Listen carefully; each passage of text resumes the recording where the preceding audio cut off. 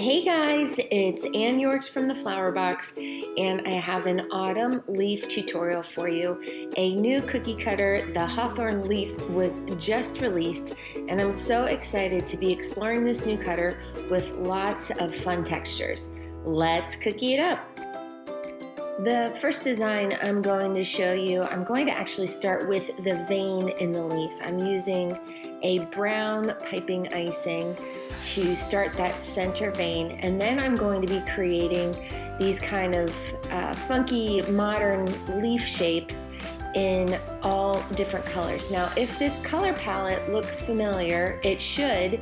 These are the same exact icing colors that I used on the Apple Harvest cookie decorating kit. You can get a full details on the color palette on the blog post on flourbox.com. So once I have all those little sections outlined in the 5 different colors, I'm ready to flood in those areas. And notice how generous I am with the flood. I outline each little section first and then completely fill it in. This just reduces or even eliminates having to pick up any other cookie tools to tap icing into place. I also like how the icing dries when it's nice and full like that. It looks real nice and puffy. So after those little areas have a chance to dry for about an hour in front of the fan, I'm just going to come back in and add a vein on those sections using the color of icing the same as the background.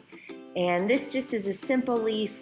It's a fun texture, and I just love the colorful vibe it has going on.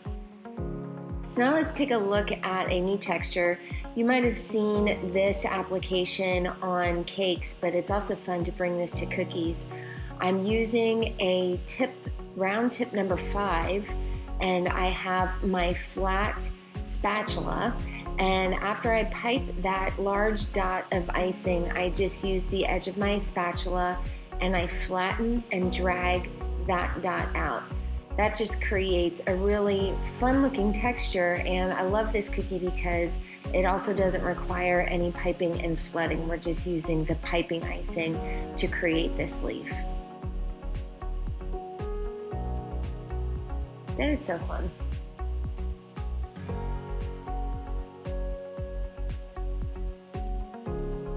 Now once you have all of those sections on, you can go back in with your brown piping icing and just add that center vein, and then add a couple more veins leading out to this section of the leaf. Again, this isn't a realistic looking leaf, but it is lots of fun with a cool texture, and it'll just add some interest to your cookie platter at your autumn celebration.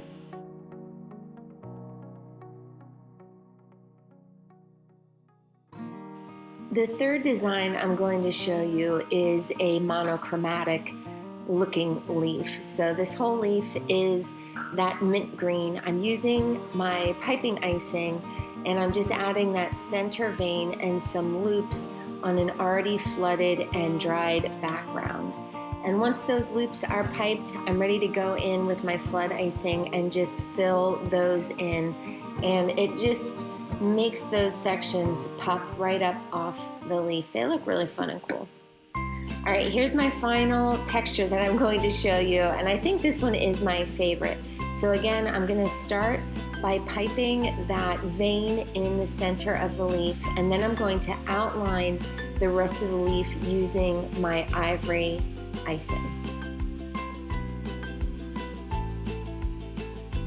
Now I'm flooding in the leaf, but I do want to see those veins after this icing dries. So I'm just going to be real gentle with the icing and not be too aggressive bumping it up against that vein, because I'm going to go back in with my scribe and just kind of tap that icing into place. That way the icing doesn't flow over those veins and hide them. So I'm all flooded in, and I just have my cookie scribe tool, and I'm just tapping that icing into place. Now once this has a chance to dry, I'm using, again, my ivory flood icing, and I'm just adding little squiggles and wiggles of icing.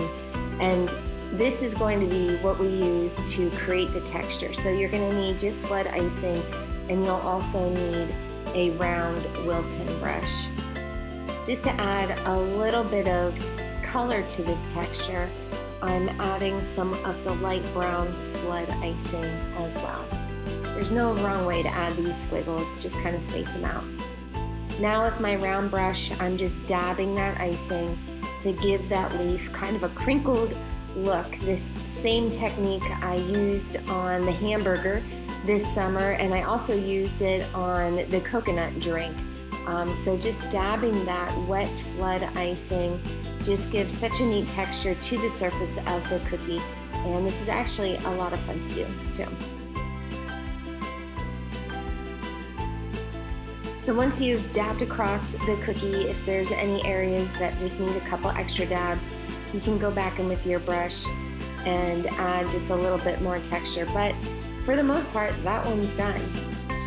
I hope you enjoyed seeing these 4 techniques showing how to add texture to your autumn leaves. Definitely check out the blog post on flourbox.com for bonus information about today's color palette and the tools used in today's video. Until next time, happy decorating!